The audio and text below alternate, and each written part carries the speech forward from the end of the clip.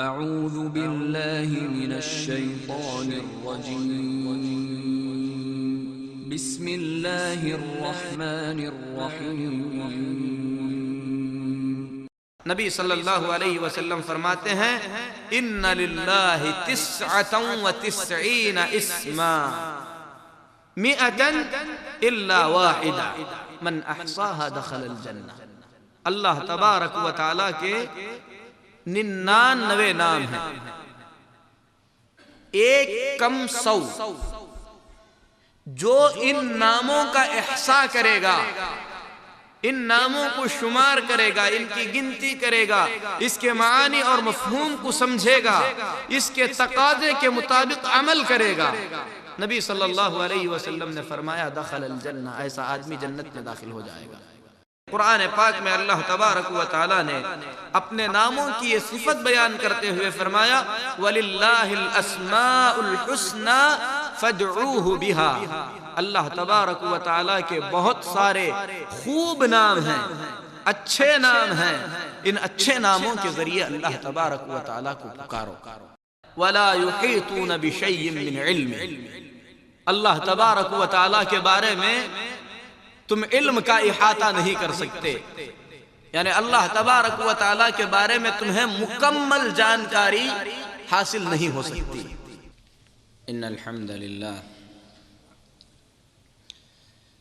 نحمده ونستعینه ونستغفره ونؤمن به ونتوکل علیہ ونعوذ باللہ من شرور انفسنا ومن سیئات اعمالنا، من يهده الله فلا مضل له ومن يضلل فلا هادي له، وأشهد أن لا إله إلا الله وحده لا شريك له، وأشهد أن محمدًا عبده ورسوله أرسله بالحق بشيرا ونذيرا، أما بعد فإن أحسن الحديث كتاب الله، وخير الهدي هدي محمد صلى الله عليه وسلم، وشر الأمور محدثاتها وكل محدثة بدعة وكل بدعة ضلالة وكل ضلالة في النار۔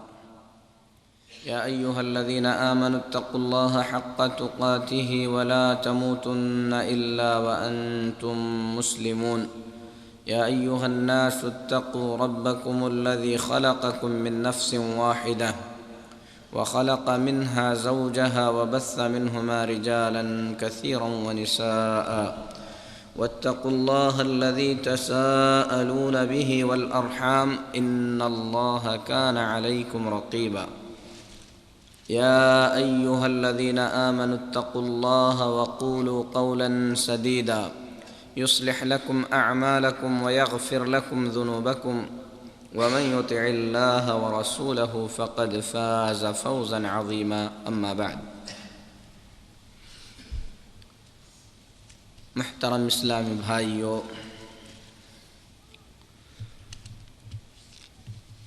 معزز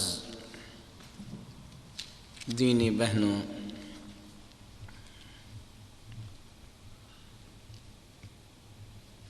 اللہ تعالیٰ کا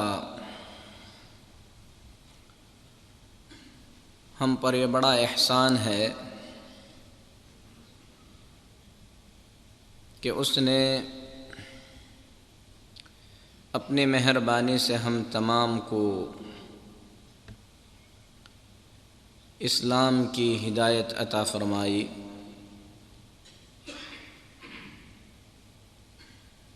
اور اپنے فضل سے ہمارے دلوں میں اللہ تبارک و تعالی نے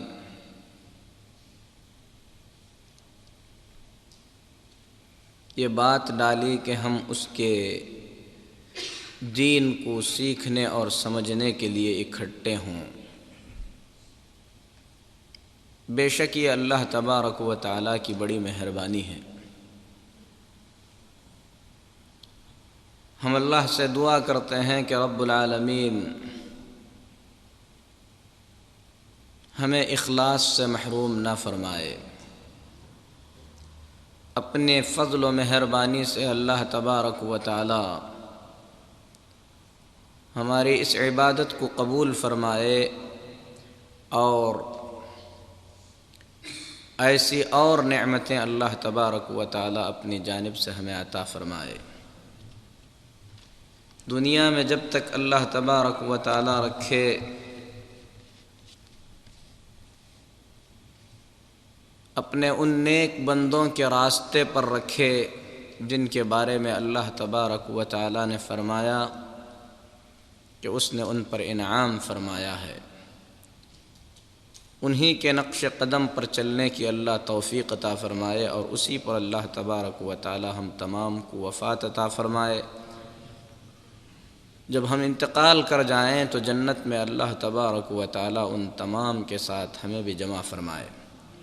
میرے محترم بھائیو، اللہ تعالیٰ کی نعمتوں میں سب سے عظیم نعمت ہدایت کی نعمت ہے کہ آدمی کو اسلام کی توفیق ملے، پھر اسلام میں آنے کے بعد سنت کی توفیق اللہ تعالیٰ عطا فرمائے۔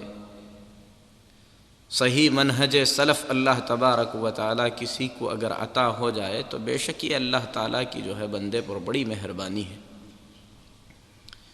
اے دلوں کو پھیرنے والے اللہ، تو ہم تمام کے دلوں کو تیری اطاعت اور فرما برداری پر ثابت قدم رکھ۔ میرے محترم بھائیو، آج کی اس مجلس میں اللہ کی فضل و مہربانی سے ہم جس موضوع پر گفتگو کرنے جا رہے ہیں، یقیناً وہ موضوع بہت ہی زیادہ اہم اور بہت ہی زیادہ ضروری موضوع ہے، بلکہ اس میں کوئی مبالغہ نہیں کہ دین اور دنیا کے تمام علموں میں سب سے افضل علم ہے جو انشاءاللہ آج کی اس مجلس میں جس کے سلسلے میں بات کرنے کی کوشش کی جائے گی۔ اللہ تبارک و تعالی زبان سے حق کہنے کی توفیق عطا فرمائے، ہمارے سینوں کو اللہ تعالی حق سمجھنے کے لیے کھول دے۔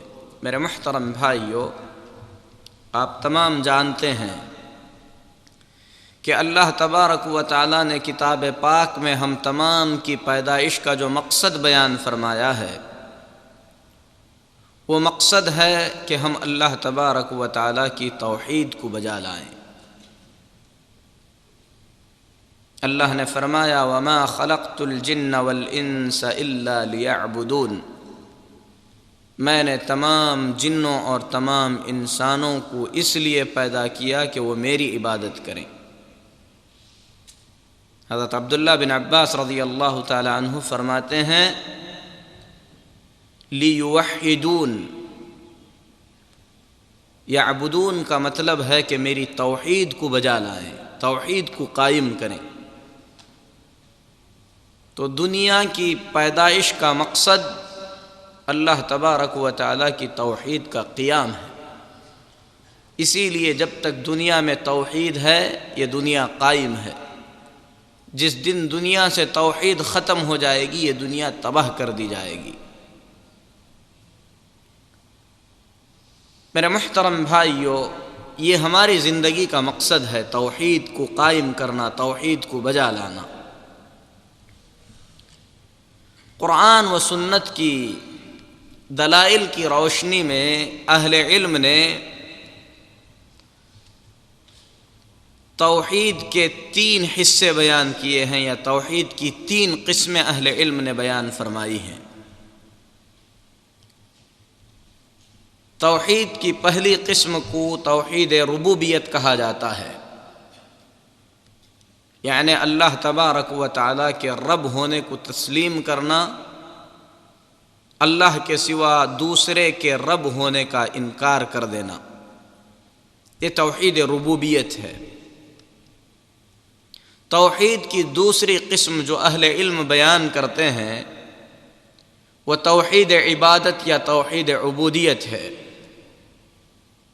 جسے توحید الوہیت بھی کہا جاتا ہے، یعنی عبادت اکیلے اللہ تبارک و تعالیٰ کی کرنا، اللہ کے سوا دوسروں کی عبادت کا انکار کرنا، اسے توحید الوہیت کہتے ہیں. یہ توحید کی دوسری قسم ہے. توحید کی تیسری قسم ہے توحید اسماء و صفات، یعنی اللہ تبارک و تعالیٰ کے ناموں اور اللہ کی صفتوں میں اللہ تبارک و تعالیٰ کی توحید کا اقرار کرنا، اللہ تعالیٰ کے ناموں اور صفتوں کو اللہ کے لیے ثابت کرنا، اور یہ عقیدہ رکھنا کہ یہ نام اور یہ صفت صرف اکیلے اللہ تبارک و تعالیٰ کے لیے ہیں، اللہ کے سوا کوئی ان ناموں اور ان صفتوں کا مستحق نہیں ہے. توحید اسماء و صفات یا اللہ تعالیٰ کے ناموں اور اللہ تبارک و تعالیٰ کی صفتوں میں اللہ کی توحید کا اقرار کرنا، یہ توحید کی ان تمام قسموں کی اصل ہے. کیونکہ عبادت کرنے سے پہلے ہمیں یہ جاننا ہے کہ عبادت ہم کس کی کریں گے. جس کی عبادت ہم کرنے جا رہے ہیں اس کے بارے میں جاننا، اس کے ناموں کو جاننا، اس کی صفتوں کو پہچاننا، اس کے ذریعے سے اسے پہچاننا، یہی توحید اسماء و صفات کہلاتا ہے. میرے محترم بھائیو، ہم پر سب سے بڑا احسان اللہ تبارک و تعالیٰ کا ہے، اور اس میں کوئی شک نہیں کہ اللہ تبارک و تعالیٰ سے بڑا احسان ہم پر کسی کا نہیں ہے. ہم پر اتنا بڑا احسان کرنے والا اللہ، جس نے ہمیں پیدا کیا، جس نے ہمیں زندگی دی، جس نے ہمیں سب کچھ عطا کیا، ہم اپنے آپ سے پوچھ کر دیکھیں کہ اپنے اس رب کے بارے میں ہم جانتے کیا ہیں، اللہ کے بارے میں ہمیں کیا معلوم ہے، اللہ تبارک و تعالیٰ کے ناموں میں سے کتنے نام ہیں جن کا معنی اور مطلب ہم جانتے اور سمجھتے ہیں، اللہ تبارک و تعالیٰ کے کتنے کام ہیں جس کے بارے میں اللہ نے بتلایا ہے اور ہم اللہ تبارک و تعالیٰ کے ان کاموں کے بارے میں کچھ علم رکھتے ہیں. اللہ تبارک و تعالیٰ نے کتاب پاک میں اپنی بہت ساری صفتیں بیان فرمایا ہے. ان صفتوں میں سے ہم اللہ تبارک و تعالیٰ کی کتنی صفتوں کو جانتے ہیں. میرے محترم بھائیو، یہاں پر امام ابن القیم رحمۃ اللہ علیہ کی ایک بات یاد آتی ہے. امام ابن القیم رحمۃ اللہ علیہ فرماتے ہیں، قرآن پاک میں اللہ تبارک و تعالیٰ نے جنت کی نعمتیں، اسی طریقے سے دنیا کی نعمتیں، دنیا میں کھانا پینا، دنیا کی ضرورتیں، ان تمام چیزوں کا اللہ تبارک و تعالیٰ نے جتنا ذکر فرمایا ہے اس سے کئی زیادہ حصے اللہ تبارک و تعالیٰ نے اپنے ناموں اور اپنی صفتوں کا ذکر فرمایا ہے. جتنا ذکر قرآن کریم کے اندر جنت کا کیا گیا ہے، جہنم کا کیا گیا ہے، جنت کی الگ الگ نعمتوں کا کیا گیا ہے، اسی طریقے سے دنیا میں کھانے اور استعمال کرنے کی چیزوں کا ذکر کیا گیا ہے، اس سے کہیں زیادہ ذکر اللہ تبارک و تعالیٰ نے قرآن پاک کے اندر اپنے ناموں کا کیا ہے اور اپنی صفتوں کا کیا ہے. اس سے یہ بات بالکل واضح طور پر سمجھ میں آتی ہے کہ قرآن کریم کی ان تعلیمات کے پیش نظر اللہ تبارک و تعالیٰ کی معرفت، اللہ تبارک و تعالیٰ کو جاننا، اللہ کو پہچاننا، اللہ تبارک و تعالیٰ کے ناموں اور صفتوں کے ذریعے اللہ تبارک و تعالیٰ کی معرفت حاصل کرنا ایک انسان پر کھانے پینے اور دوسری تمام ضروریات سے بڑھ کر سب سے بڑی ضرورت ہے. آپ کہیں گے کہ اللہ کے ناموں اور اللہ تعالیٰ کی صفتوں کو جاننے سے کیا فائدہ ہے؟ بس اللہ تعالیٰ کی عبادت کرتے چلے جائیں جیسا کہ آج ہمارا تصور بنا ہوا ہے. تو میرے محترم بھائیو، یہی وجہ ہے، یعنی اللہ تعالیٰ کے ناموں اور صفتوں کو نہ جاننے کی وجہ سے جب ہم اللہ تبارک و تعالیٰ کی عبادت کرتے ہیں تو ہماری عبادتوں کے اندر روح اور تڑپ نہیں ہے۔ ہم اللہ کی عبادت تو کر رہے ہیں لیکن اللہ تبارک و تعالیٰ سے جیسی محبت ہونی چاہیے اس طریقے کی محبت اللہ تبارک و تعالیٰ سے نہیں ہے۔ اللہ کے بارے میں ہم کیا جانتے ہیں، اس کا ایک معمولی سا جائزہ لینے کے لیے میں ایک چھوٹا سا سوال کرتا ہوں کہ اللہ، لفظ اللہ جو ہے جسے ہم اپنی زندگی میں کثرت سے استعمال کرتے ہیں، قرآن کریم کے اندر اس عظیم نام کا تذکرہ 2000 سے زیادہ مرتبہ کیا گیا ہے۔ اللہ ہر اذان میں سنتے ہیں، ہر نماز میں ہم جانتے ہیں، جب کوئی ہلکی سی پریشانی ہوتی ہے تو ہماری زبان پر اللہ یہ نام آ جاتا ہے۔ کبھی آپ نے یہ سوچنے کی کوشش کی کہ اس عظیم نام کا معنی کیا ہے، اس کا مطلب کیا ہوتا ہے، اللہ کے معانی کیا ہیں؟ حاضرین میں سے صرف ہاتھ اٹھائیں، بتائیں کہ اللہ کا معنی کتنے لوگ جانتے ہیں؟ اللہ کا معنی کتنے لوگ جانتے ہیں؟ ہاتھ اٹھائیں تاکہ ہمیں اپنے علم کا اندازہ ہو جائے۔ اللہ، لفظ اللہ جو ہے اس کا معنی کتنے لوگ جانتے ہیں؟ بہت کم لوگ ہیں، جیسا کہ آپ دیکھ رہے ہیں۔ میرے محترم بھائیوں، جس کی ہم بچپن سے عبادت کر رہے ہیں اور اللہ سے دعا ہے اللہ تبارک و تعالی موت تک ہمیں اس کی عبادت کی توفیق عطا فرمائے، جس لفظ کا ذکر ہماری زندگی کے اندر بار بار ہوتا ہے، اس لفظ کا معنی ہم میں سے اکثر نہیں جانتے۔ جاننے والوں کی جو تعداد ہے 2% بھی نہیں ہے، 100 میں سے 2 آدمی بھی نہیں ہیں جو اللہ کے لفظ کا معنی جانتے ہوں۔ یقیناً میرے محترم بھائیوں، ہماری زندگیوں کے اندر اللہ تبارک و تعالیٰ کے اسماء حسنی، اللہ تبارک و تعالیٰ کے ناموں اور اس کے مفہوم کو جاننے کا جو خلا ہے، یہ بہت بڑا خلا ہے، اسے پر کرنے کی ضرورت ہے۔ قرآن کریم کی آیات کو آپ غور سے پڑھیں گے، ایک ایک آیت کریمہ کا اختتام اللہ تبارک و تعالیٰ کے عظیم نام سے ہوتا ہے۔ قرآن کی ابتدا آپ کر کے دیکھیں، اللہ تبارک و تعالیٰ نے فرمایا بسم اللہ الرحمن الرحیم۔ اس آیت کریمہ کے اندر اللہ کے 3 نام بیان کیے گئے ہیں۔ سورہ فاتحہ پڑھیں، الحمدللہ رب العالمین، اس آیت کریمہ کے اندر اللہ کے 2 نام بیان ہوئے ہیں۔ الرحمن الرحیم، یہ پوری آیت کریمہ اللہ تبارک و تعالیٰ کے 2 ناموں پر مشتمل ہے۔ مالک یوم الدین، یہ اللہ تبارک و تعالیٰ کا نام ہے۔ ایاک نعبد و ایاک نستعین اہدنا الصراط المستقیم صراط الذین انعمت علیہم غیر المغضوب علیہم ولا الضالین، یہ دعا ہے۔ آدھی سورت کریمہ جسے قرآن کریم کی سب سے عظیم سورت قرار دیا گیا، بلکہ نبی کریم صلی اللہ علیہ وسلم نے فرمایا تورات، زبور اور انجیل میں ایسی سورت نازل نہیں ہوئی، اس سورت کریمہ کا آدھا حصہ اللہ تبارک و تعالیٰ کے ناموں پر مشتمل ہے۔ قرآن کریم کی سب سے عظیم ترین آیت کون سی آیت ہے؟ آیت الکرسی ہے۔ نبی کریم صلی اللہ علیہ وسلم نے اس آیت کریمہ کو، آیت الکرسی کو قرآن کی سب سے عظیم سورت قرار دیا ہے۔ آیت کریمہ کا ابتدا، آیت کریمہ کی ابتدا اللہ کے نام سے ہوتی ہے، اور آیت الکرسی کی انتہا اللہ تبارک و تعالیٰ کے عظیم نام سے ہوتی ہے۔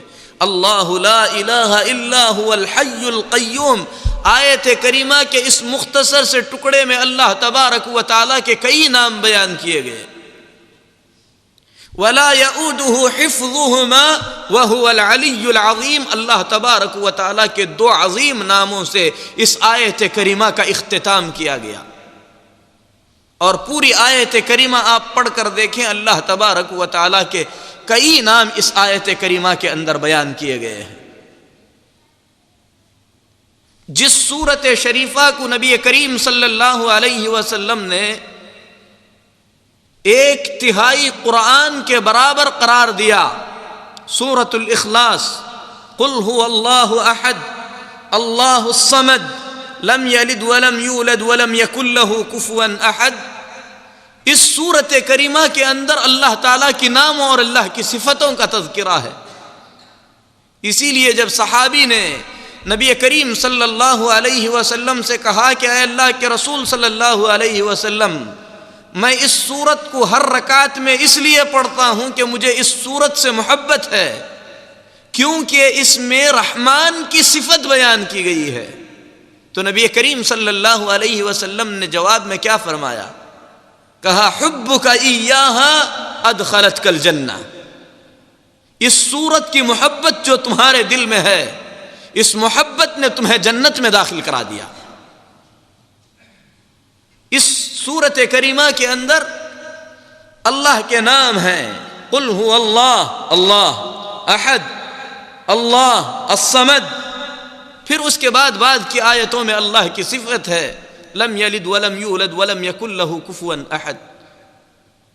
آپ غور کر کے دیکھیں گے قرآن کریم کی جن آیتوں یا جن سورتوں کی نبی کریم صلی اللہ علیہ وسلم نے خصوصیت کے ساتھ فضیلت بیان فرمائی ہے، یہ آیتیں اور یہ سورتیں عام طور پر اللہ تبارک و تعالیٰ کے اسماء حسنہ اور اللہ تبارک و تعالیٰ کے عظیم صفتوں پر مشتمل ہوا کرتی ہیں.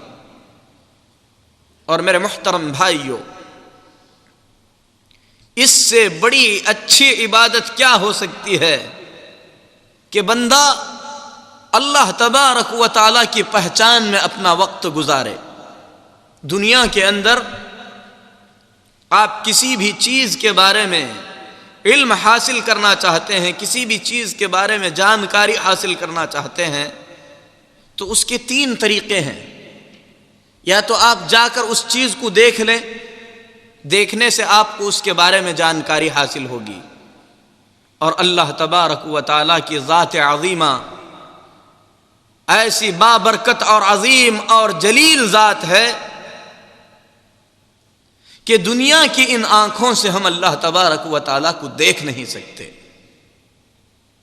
عام انسان تو درکنار، اللہ کے انبیاء علیہم الصلاۃ والتسلیم نے بھی اس دنیا میں اللہ تبارک و تعالیٰ کو نہیں دیکھا ہے. سب جانتے ہیں موسیٰ علیہ الصلاۃ والسلام نے رب سے کہا رب ارنی انظر الیک، اے اللہ میں تجھے دیکھنا چاہتا ہوں، دکھا دے. رب نے کیا کہا؟ لن ترانی، اے موسیٰ تم مجھے ہرگز نہیں دیکھ سکتے.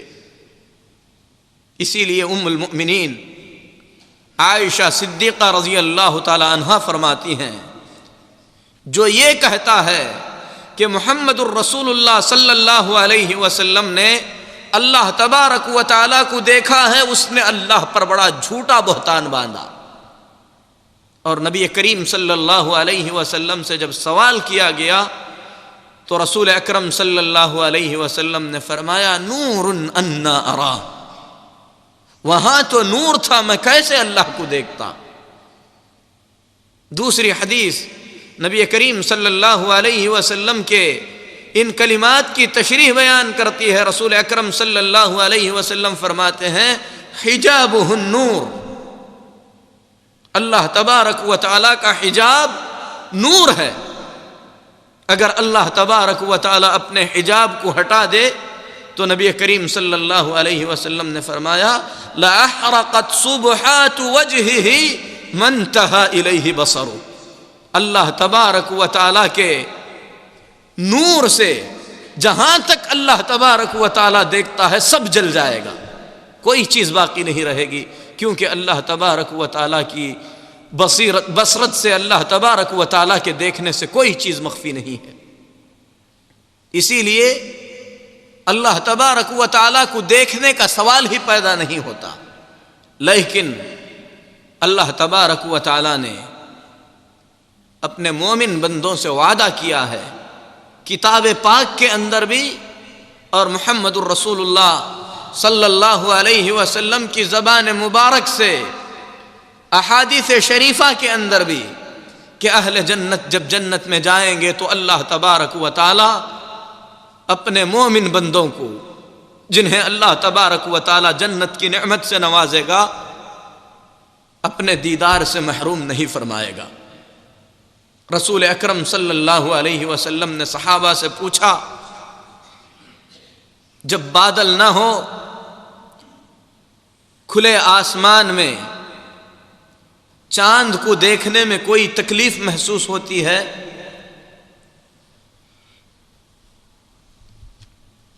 صحابہ نے کہا، اے اللہ کے رسول صلی اللہ علیہ وسلم، کوئی تکلیف نہیں ہوتی۔ تو نبی کریم صلی اللہ علیہ وسلم نے فرمایا، تم قیامت کے دن اللہ تبارک و تعالی کو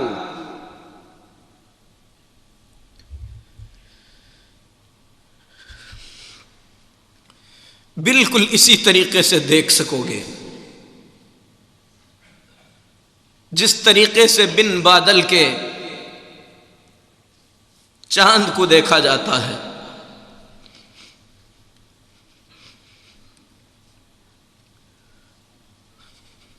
اے اللہ، ہم سب تیری رحمت کے وسیلے سے دعا کرتے ہیں کہ اس عظیم شرف سے تو ہمیں محروم نہ فرما۔ میرے محترم بھائیوں، اللہ تبارک و تعالیٰ کا دیدار جنت کی نعمتوں میں سب سے عظیم نعمت ہے۔ اس عظیم نعمت کو محسوس کرنا ہو تو جو اپنی اولاد سے دور ہیں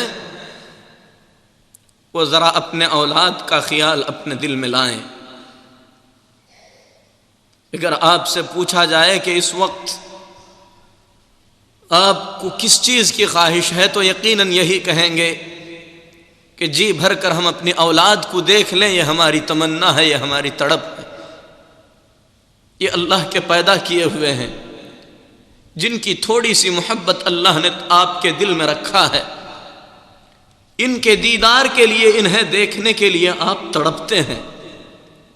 اللہ تبارک و تعالی جس کی آپ نے اپنی پوری زندگی میں عبادت کی، جب اس کا دیدار ہوگا تو یقیناً وہ خوشی مومنوں کے لیے سب سے بڑی خوشی ہوگی۔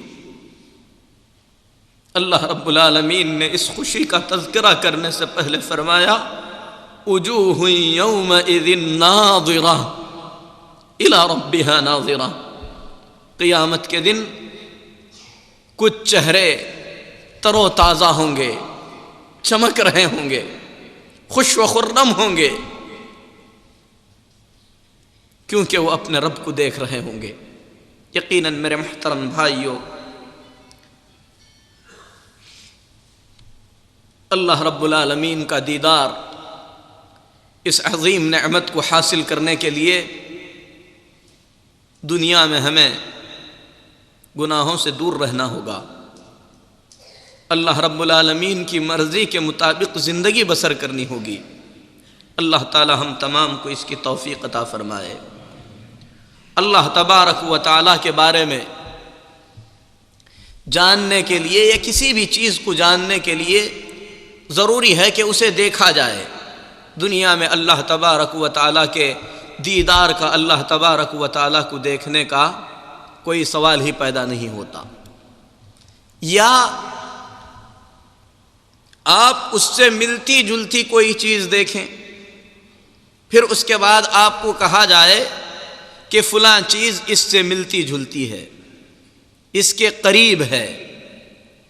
مثال کے طور پر کوئی آپ کو لیمون دکھائے اور کہے کہ یہ نارنگی سے قریب ہے، ملتا جلتا ہے، تو آپ کے ذہن میں نارنگی کے بارے میں ایک تصور ہلکا سا آ سکتا ہے، کیونکہ وہ اس کے مشابہ ہے، اس سے قریب ہے، لیکن اللہ تبارک و تعالی اس کے جیسا کوئی نہیں ہے کہ آپ کسی چیز کو دیکھ لیں پھر آپ سے کہا جائے کہ نعوذ باللہ یہ اللہ تبارک و تعالیٰ کے جیسا ہے، ایسا ناممکن ہے۔ قرآن میں رب العالمین نے فرمایا لیس کمثلہ شیء وہو السمیع البصیر، اللہ کے جیسا کوئی نہیں ہے، اللہ تبارک و تعالیٰ سننے والا اور دیکھنے والا ہے۔ تو نہ آپ اللہ کو دیکھ سکتے ہیں اس دنیا کے اندر، اور نہ ہی اللہ تبارک و تعالیٰ کے جیسی کوئی چیز ہے کہ دیکھ کر اللہ تبارک و تعالیٰ کے بارے میں کوئی علم حاصل کیا جائے۔ علم حاصل کرنے کا تیسرا طریقہ کسی بھی چیز کے بارے میں، اور وہ آخری طریقہ یہی ہے کہ اس کی صفات بیان کی جائیں، اس کے بارے میں کچھ باتیں آپ کے سامنے رکھی جائیں۔ اور اللہ تبارک و تعالیٰ نے اپنے بارے میں اپنے بندوں کو اسی ذریعے سے علم عطا فرمایا ہے کہ اللہ تبارک و تعالیٰ نے قرآن پاک کے اندر اپنی صفات بیان فرمایا ہے۔ ان صفات کے ذریعے ہم اللہ تبارک و تعالیٰ کو جان سکتے ہیں، پہچان سکتے ہیں۔ لیکن میرے محترم بھائیوں، اللہ تبارک و تعالیٰ کے بارے میں ہم جتنا بھی علم حاصل کریں وہ بہت ہی زیادہ معمولی اور بہت ہی زیادہ کم ہے، کیونکہ قرآن پاک میں اللہ خود فرماتا ہے وَلَا يُحِيطُونَ بِشَيْءٍ مِّنْ عِلْمِهِ، اللہ تبارک و تعالیٰ کے بارے میں تم علم کا احاطہ نہیں کر سکتے، یعنی اللہ تبارک و تعالیٰ کے بارے میں تمہیں مکمل جانکاری حاصل نہیں ہو سکتی۔ اللہ تعالیٰ کے بارے میں مکمل طور پر جان لو، یہ چیز ناممکن ہے۔ آپ کو جتنا ضرورت ہے اللہ نے بتلایا، اتنا آپ جانیں، اس کی روشنی میں اس کے بتائے ہوئے طریقے کے مطابق اس کی عبادت کریں، اس سے محبت کریں، اور اللہ تبارک و تعالیٰ قیامت کے دن دیدار فرمائے گا۔ اسی لیے میرے محترم بھائیوں، اللہ تبارک و تعالیٰ کے بارے میں مکمل طور پر جانکاری حاصل کر لینا، مکمل طور پر اللہ تعالیٰ کے علم کا احاطہ کرنا، یہ کسی کے لیے بھی ناممکن ہے۔ اللہ کے رسول صلی اللہ علیہ وسلم دعا فرماتے تھے تو دعا میں فرمایا کرتے تھے اسألک بکل اسم هو لک سمیت به نفسک او علمته احدا من خلقک او استأثرت به فی علم الغیب عندک، اے اللہ میں تیرے ان تمام ناموں کے وسیلے سے تجھ کو پکارتا ہوں، تجھ سے دعا کرتا ہوں جو نام تو نے اپنی کسی کتاب میں اتارے ہیں یا اپنی مخلوق میں سے کسی کو سکھائے ہیں، اور ان ناموں کے وسیلے سے بھی میں تجھ کو پکارتا ہوں یا تجھ سے دعا کرتا ہوں جو نام تو نے اپنے پاس علم غیب میں رکھے ہیں، یعنی کسی کو نہیں بتلائے۔ اللہ تعالیٰ کے ناموں میں سے، اللہ تعالیٰ کی صفتوں میں سے بہت ساری ایسی چیزیں ہیں جسے اللہ تبارک و تعالیٰ نے اپنے بندوں میں سے کسی کو نہیں سکھایا ہے، یہاں تک کہ محمد الرسول اللہ صلی اللہ علیہ وسلم شفاعت کی عظیم حدیث میں فرماتے ہیں کہ جب سارے لوگ میرے پاس آئیں گے اور میں کہوں گا کہ تمہارے لیے سفارش کروں گا، جاؤں گا اللہ تبارک و تعالیٰ کے لیے سجدہ کروں گا، جب تک اللہ کی مرضی ہوگی مجھے سجدے میں رہنے دے گا، اس وقت اللہ تبارک و تعالیٰ مجھے اپنی حمد و ثنا کے ایسے کلمات سکھائے گا جنہیں اب میں جانتا نہیں ہوں۔ یہ کس نے کہا؟ محمد الرسول اللہ صلی اللہ علیہ وسلم نے۔ حدیث کے الفاظ ہیں لا احسنہ الآن، آج میں انہیں اچھی طریقے سے جانتا نہیں ہوں۔ اگر محمد الرسول اللہ صلی اللہ علیہ وسلم خاتم الانبیاء، اللہ تعالیٰ کے بارے میں سب سے زیادہ جاننے والے، یہ فرماتے ہیں کہ کچھ ایسی باتیں اس وقت مجھے سکھائی جائیں گی اللہ کے بارے میں جو آج میں جانتا نہیں ہوں، تو دوسروں کا یہ دعویٰ کرنا کہ اللہ کے بارے میں ہمیں سب کچھ معلوم ہے، اس دعوے کا کھوکھلاپن کھلے طور پر ظاہر ہو جاتا ہے۔ اسی لیے میرے محترم بھائیوں، اگر ہم میں سے کسی کو پوچھا جائے، بلکہ وہ لوگ جو علم سے مکمل طور پر عاری ہیں، انہیں اللہ کے بارے میں جب بتلایا جاتا ہے تو بڑے اطمینان سے کہتے ہیں کہ اللہ کے بارے میں ہم سب کچھ جانتے ہیں۔ اللہ کے بارے میں آپ جانتے ہی کیا ہیں؟ اللہ تعالیٰ کے بہت سے نام ہیں، سارے نام اچھے ہیں، تمام ناموں کے معانی اور مطلب ہیں، اور ان معانی اور مطلب کے ساتھ اللہ تبارک و تعالیٰ کے ناموں کو جاننا، اس کا انتہائی بڑا فائدہ ہے۔ اسی لیے امام ابو حنیفہ رحمۃ اللہ علیہ کی ایک مختصر سی کتاب ہے الفقہ الاکبر۔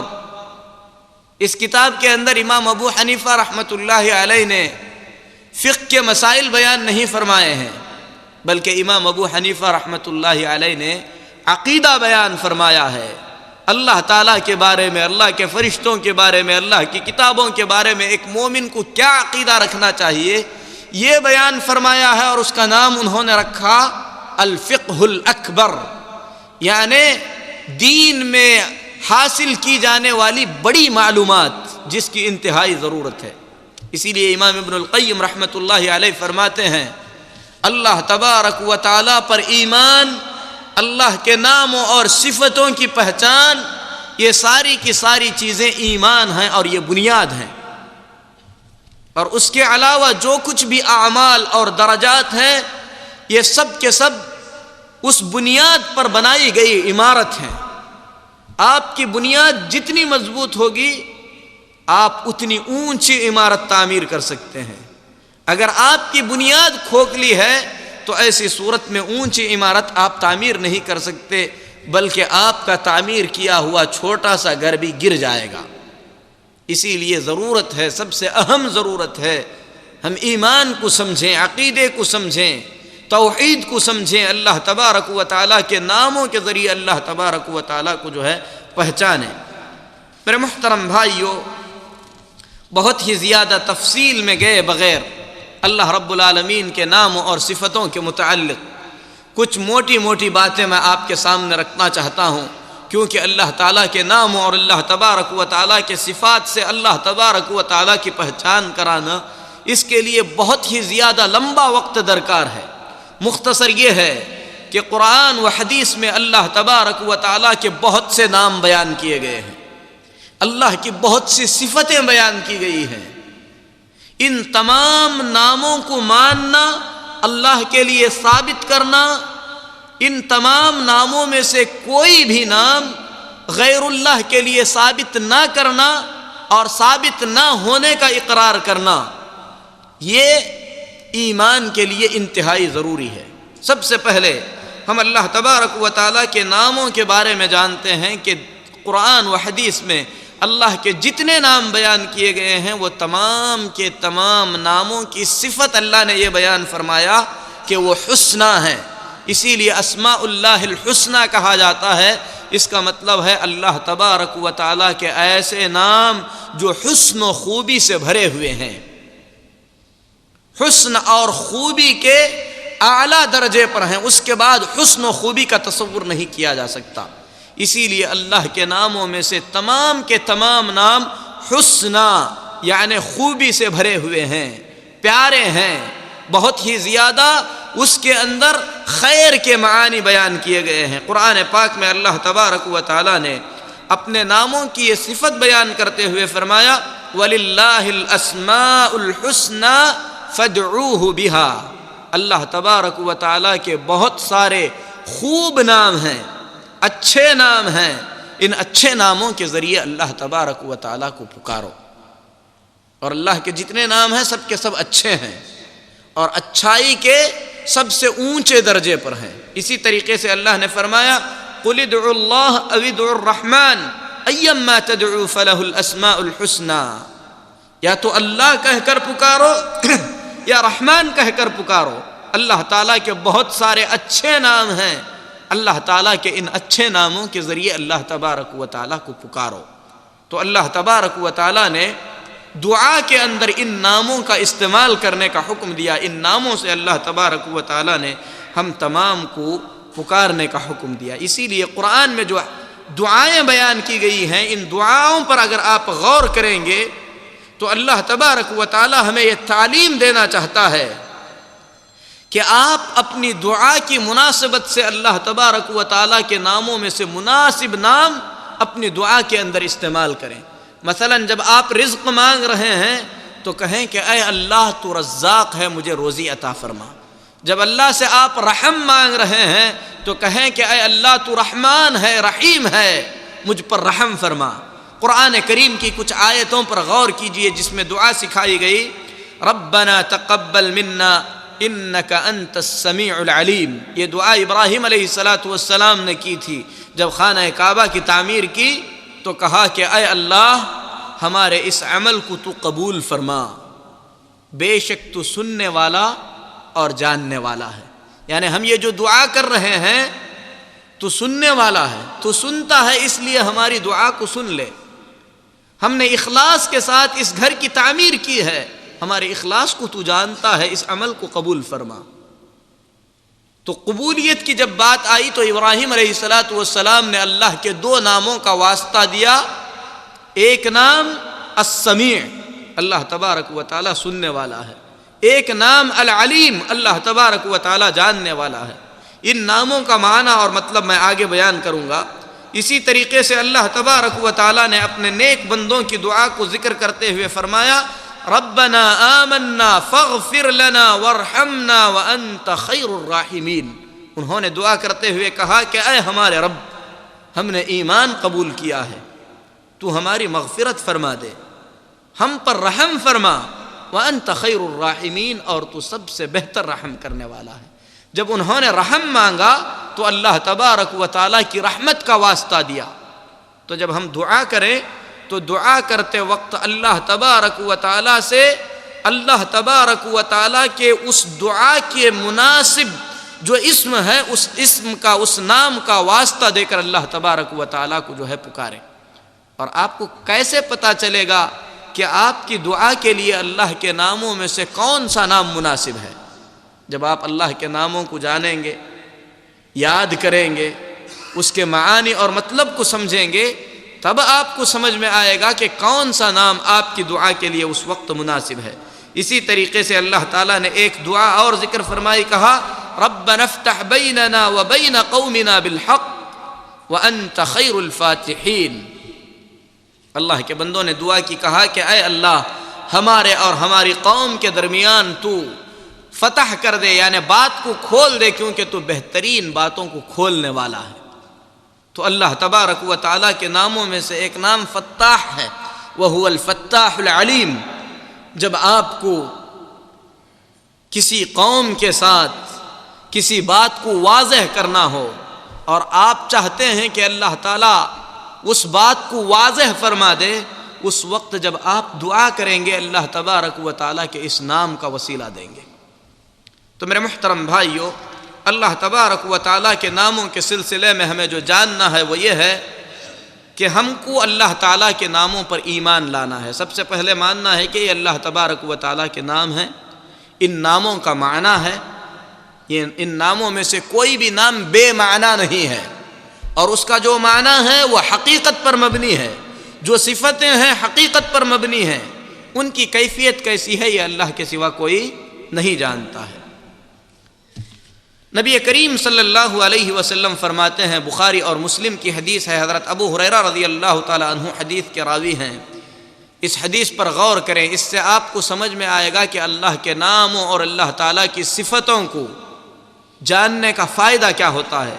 نبی صلی اللہ علیہ وسلم فرماتے ہیں ان للہ 99 اسما 100 الا واحدہ من احصاها دخل الجنہ. اللہ تبارک و تعالیٰ کے 99 نام ہیں، ایک کم 100. جو ان ناموں کا احصاء کرے گا، ان ناموں کو شمار کرے گا، ان کی گنتی کرے گا، اس کے معانی اور مفہوم کو سمجھے گا، اس کے تقاضے کے مطابق عمل کرے گا، نبی صلی اللہ علیہ وسلم نے فرمایا دخل الجنہ، ایسا آدمی جنت میں داخل ہو جائے گا۔ حدیث بخاری اور مسلم کی ہے۔ اس حدیث میں نبی کریم صلی اللہ علیہ وسلم نے اللہ تعالیٰ کے ایسے 99 ناموں کے بارے میں بتلایا ہے جن کی خاصیت یہ ہے کہ جو آدمی انہیں یاد کرے، ان کے معنی اور مفہوم کو سمجھے، اس کے تقاضے کے مطابق عمل کرے، وہ جنت میں داخل ہو جائے گا۔ حدیث کا مفہوم یہ نہیں کہ اللہ تبارک و تعالیٰ کے صرف 99 نام ہیں، بلکہ اللہ تبارک و تعالیٰ کے نام بہت زیادہ ہیں، 99 سے بھی زیادہ ہیں، لیکن ان 99 ناموں کی ایک خاصیت ہے کہ جو ان ناموں کو شمار کرے گا وہ جنت میں جائے گا۔ اسی لیے بعض لوگ جو یہ کہتے ہیں کہ اللہ تبارک و تعالیٰ کے صرف 99 نام ہیں، وہ بہت ساری حدیثوں اور واقعہ کا جو ہے انکار کرتے ہیں، کیونکہ قرآن و حدیث میں اللہ تعالیٰ کے 99 سے زیادہ نام بیان کیے گئے ہیں۔ اسی لیے اکثر اہل علم کہتے ہیں، جن میں سے امام ابن تیمیہ رحمۃ اللہ علیہ بھی ہیں، کہ حدیث کا مفہوم یہ ہے 99 ناموں کی ایک خاص فضیلت ہے کہ جو ان ناموں کو شمار کرے گا وہ جنت میں جائے گا، لیکن حدیث کا مفہوم یہ نہیں کہ اللہ تعالیٰ کے صرف 99 نام ہیں۔ اور اس کی بڑی دلیلیں اہل علم نے دی ہیں، جن میں سے حضرت عبداللہ بن مسعود رضی اللہ تعالیٰ عنہ کی حدیث جس کا ذکر گزرا، نبی کریم صلی اللہ علیہ وسلم فرماتے تھے اسألک بکل اسم هو لک سمیت به نفسک او انزلته فی کتابک او علمته احدا من خلقک او استأثرت به فی علم الغیب عندک۔ اے اللہ، میں تیرے تمام ناموں کے وسیلے سے دعا کرتا ہوں، ان میں وہ نام بھی شامل ہیں جو تو نے اپنے بندوں کو سکھائے، وہ نام بھی شامل ہیں جو تو نے اپنی کتابوں میں نازل فرمائے، اور ان ناموں کے وسیلے سے بھی میں تجھ سے دعا کرتا ہوں جو تو نے علم غیب میں اپنے پاس رکھے ہیں۔ یعنی جتنے نام اللہ نے اپنے بندوں کو سکھائے ہیں، اس کے علاوہ اور بھی بہت سارے نام ہیں جو اللہ تبارک و تعالیٰ نے اپنے بندوں میں سے کسی کو سکھائے نہیں ہیں۔ تو بات واضح ہے کہ اللہ تبارک و تعالیٰ کے بہت سارے نام ہیں جو اللہ تبارک و تعالیٰ نے اپنے بندوں میں سے کسی کو نہیں بتلائے۔ یہ عظیم حدیث ہے جو مسند احمد میں ہے، اور امام البانی رحمۃ اللہ علیہ نے اس حدیث کو صحیح قرار دیا۔ حدیث کے شروع میں نبی کریم صلی اللہ علیہ وسلم نے فرمایا، جس آدمی کو کوئی مصیبت آ جائے، کوئی پریشانی لاحق ہو جائے، مصیبت اور پریشانی کے اندر وہ دعا کرتا ہوا یہ کہے اللہم انی عبدک، اے اللہ میں تیرا بندہ ہوں، ابن عبدک، تیرے بندے کا بیٹا ہوں، ابن امتک، تیری بندی کا بیٹا ہوں، ناصیتی بیدک، اے اللہ میری پیشانی تیرے ہاتھ میں ہے، ماض فی حکمک، اے اللہ تیرا حکم مجھ میں چلتا ہے، عدل فی قضاؤک، اے اللہ میرے حق میں جو بھی تو فیصلہ کرے وہ فیصلہ انصاف پر مبنی ہے، اسألک بکل اسم هو لک، تیرے تمام ناموں کے وسیلے سے میں تجھ سے دعا کرتا ہوں، سمیت بہ نفسک، جو نام اپنے تو نے خود رکھے ہیں، او انزلتہ فی کتابک، اور ان ناموں کے وسیلے سے بھی میں دعا کرتا ہوں جو تو نے اپنی کتاب میں نازل فرمائے، او علمتہ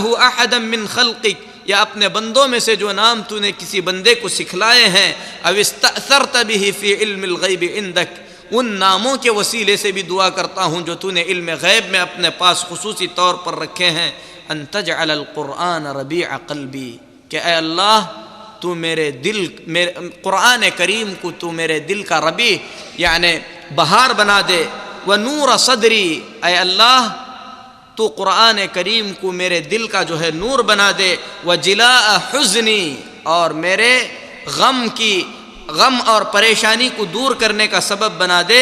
تو نبی کریم صلی اللہ علیہ وسلم فرماتے ہیں الا اذهب اللہ ہمہ وغمہ وابدلہ مکانہ فرحا، مصیبت زدہ اس دعا کے ذریعے اللہ کو پکارے تو اللہ تعالیٰ ضرور اس کی مصیبت کو دور کرے گا، اور اس کی پریشانی کی جگہ پر اللہ تبارک و تعالیٰ خوشی لا دے گا۔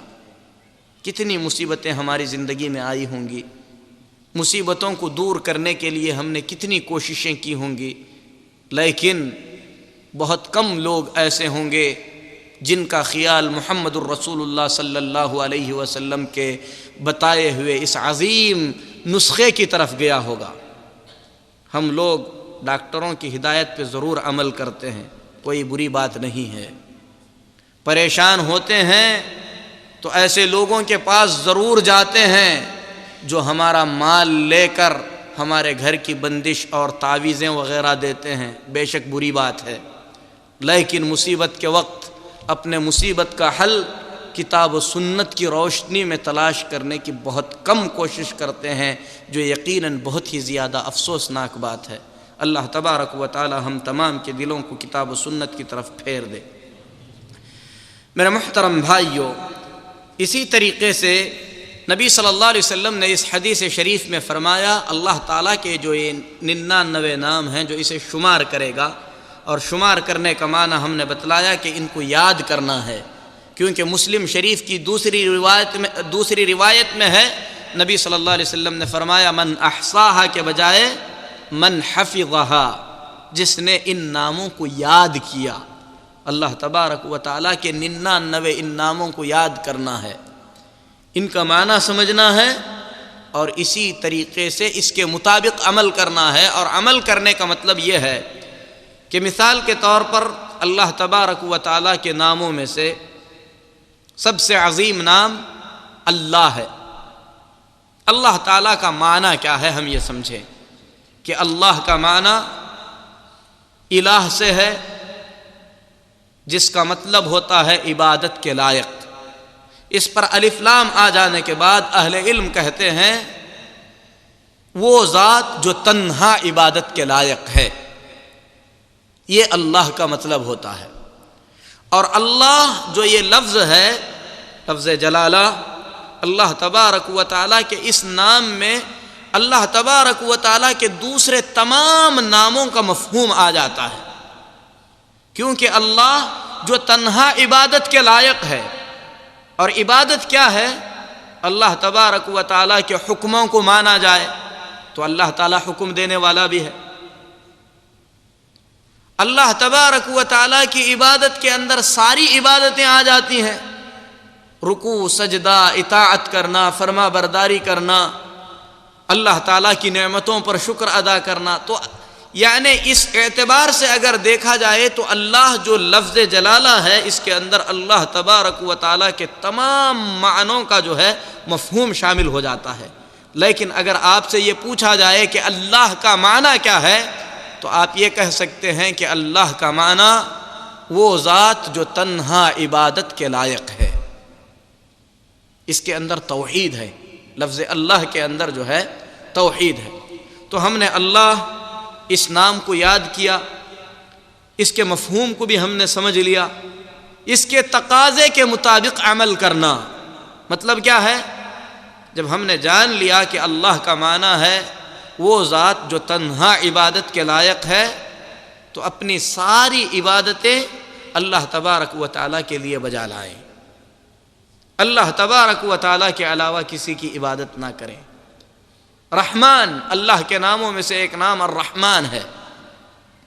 الرحمن کا مطلب ہے رحم کرنے والا. اس معنی کو ہم اچھی طریقے سے جو ہے یاد کر لیں. جب ہم اللہ تبارک و تعالیٰ کے اس نام کو اپنی زبان پر لائیں تو ہمارے دلوں کے اندر اللہ تبارک و تعالیٰ کی رحمت کا تصور ہو. یہ مان کر زندگی گزاریں کہ میری زندگی کے اندر جو بھی خیر ہے وہ اللہ کی رحمت سے ہے. اور جب ضرورت پڑے اللہ تبارک و تعالیٰ کی رحمت مانگنے کی تو اللہ تعالیٰ کے اس نام کے وسیلے سے اللہ کی رحمت مانگے. اور اس نام پہ عمل کا تقاضا یہ ہے کہ جب آپ کچھ لوگوں کے ساتھ رہ رہے ہیں، آپ نے جان لیا کہ رحمان اللہ کا نام ہے، تو لوگوں کے ساتھ بھی رحم و کرم کا معاملہ کریں. یہ اللہ تبارک و تعالیٰ کے ناموں پر عمل کرنے کے تقاضوں میں سے ایک تقاضا ہے.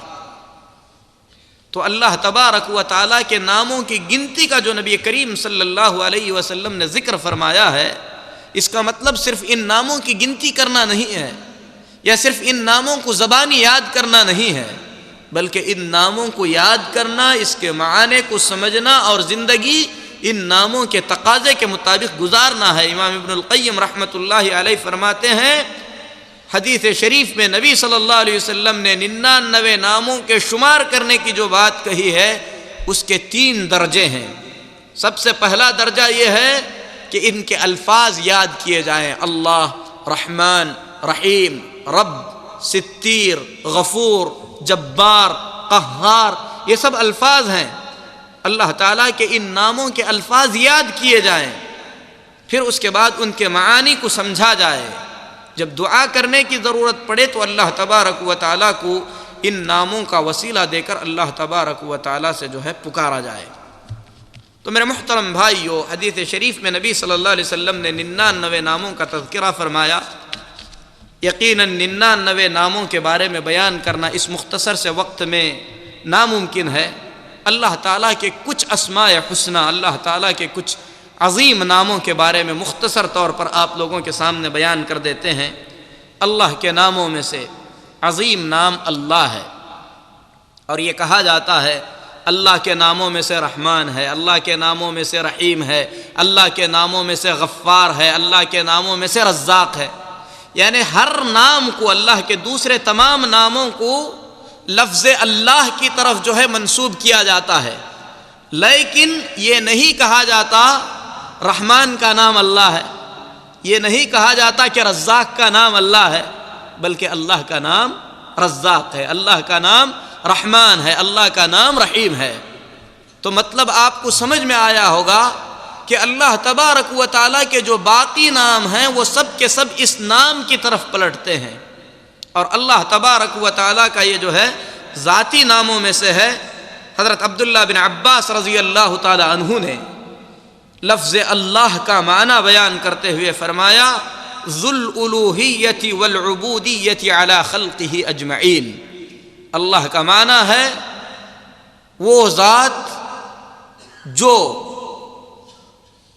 سارے بندوں کا رب اور معبود ہے، وہ ذات جو سارے عالم کا، سارے بندوں کا رب ہے اور معبود ہے۔ یعنی الوہیت یعنی عبادت کا حقدار، اور اسی طریقے سے ربوبیت کا حقدار۔ تو اس کے اندر اللہ تعالیٰ کے سارے نام جو ہے شامل ہو جائیں گے، کیونکہ الوہیت کا حقدار یعنی عبادت کا حقدار اگر کہیں گے تو عبادتیں ساری اس میں داخل ہو جائیں گی، اسی طریقے سے ربوبیت کا حقدار کہیں گے تو اللہ تعالیٰ کی ساری صفتیں جو ہے ربوبیت کے اندر داخل ہو جاتی ہیں۔ خالق ہے، مالک ہے، مدبر ہے، دنیا کے نظام کو چلانے والا ہے، یہ ساری چیزیں اس کے اندر داخل ہو جاتی ہیں۔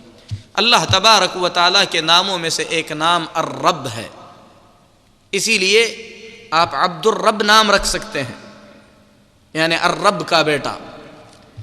الرب یہ اللہ کے سوا کسی کے لیے نہیں کہا جا سکتا۔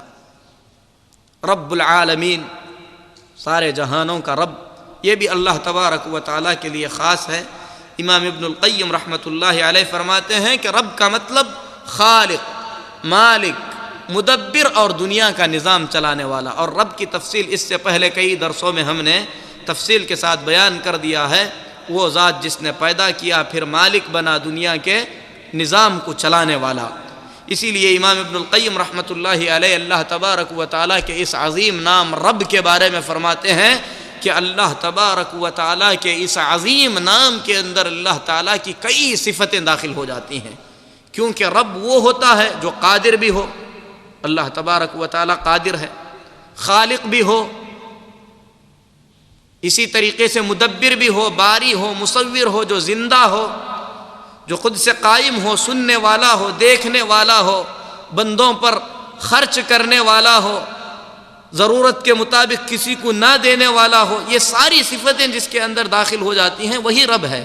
تو اس طریقے سے دیکھا جائے تو اللہ تبارک و تعالیٰ کی کئی صفتیں رب کے اندر داخل ہو جاتی ہیں، اور رب کا ہم عام طور پر ترجمہ کرتے ہیں پالنہار،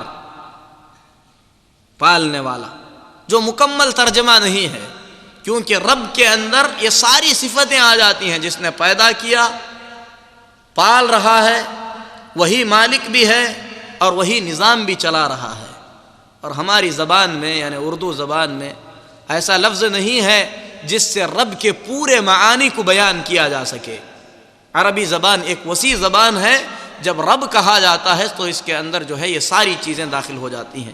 اسی طریقے سے اللہ تبارک و تعالیٰ کے ناموں میں سے ایک نام الرحمن الرحیم ہے، جس کا ذکر اللہ تبارک و تعالیٰ نے سورۃ الفاتحہ میں بھی فرمایا. اسی طریقے سے قرآن میں اللہ نے فرمایا ثم استوى علی العرش الرحمن، پھر رحمان عرش پر مستوی ہوا. الرحمن علم القرآن، الرحمن جس نے قرآن سکھایا. اسی طریقے سے اللہ نے فرمایا وَكَانَ بِالْمُؤْمِنِينَ رَحِيمًا، اللہ تبارک و تعالی مومنوں پر رحیم ہے. إِنَّهُ بِهِمْ رَؤُوفٌ الرحیم، اللہ تبارک و تعالی تمہارے اوپر جو ہے مہربان ہے. تو میرے محترم بھائیو، رحمان اور رحیم ان دونوں کا معنی ہے رحم کرنے والا، لیکن دونوں کے اندر فرق یہ ہے کہ رحمان اللہ تبارک و تعالی کی ذاتی صفت ہے. اللہ تبارک و تعالی رحم فرمانے والا ہے اور سب پر اللہ تبارک و تعالی رحم فرماتا ہے. لیکن رحیم کا مطلب ہے کہ کسی کے کام کو دیکھ کر رحم کرنے والا. اسی لیے مومنوں پر قیامت کے دن اللہ تبارک و تعالی کی مہربانی ہوگی. کافروں پر اللہ تبارک و تعالی قیامت کے دن مہربانی کا معاملہ نہیں فرمائے گا، لیکن ظلم بھی نہیں کرے گا، انصاف کے ساتھ فیصلہ کرے گا. قیامت کے دن اللہ تبارک و تعالی کی جو رحمت ہے مومنوں کے ساتھ خاص ہو جائے گی. جو کسی عمل کے نتیجے میں اللہ کی رحمت نازل ہوتی ہے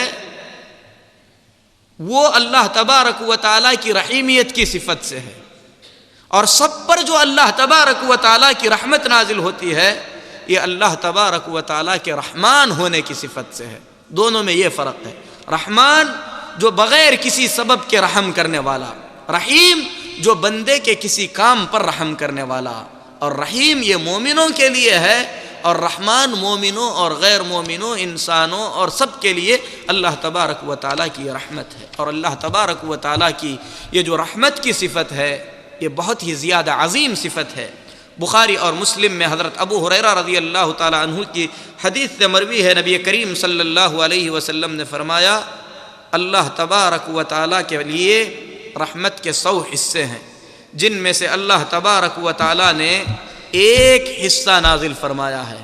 اور اللہ تبارک و تعالیٰ کے ایک حصے کی اس رحمت کو انسانوں میں بھی تقسیم کیا گیا ہے، جانوروں میں بھی تقسیم کیا گیا ہے، جنات میں بھی تقسیم کیا گیا ہے، چوپایوں میں بھی تقسیم کیا گیا ہے. اس کے بعد نبی کریم صلی اللہ علیہ وسلم نے فرمایا فیہا یتعاطفون وبہا یتراحمون.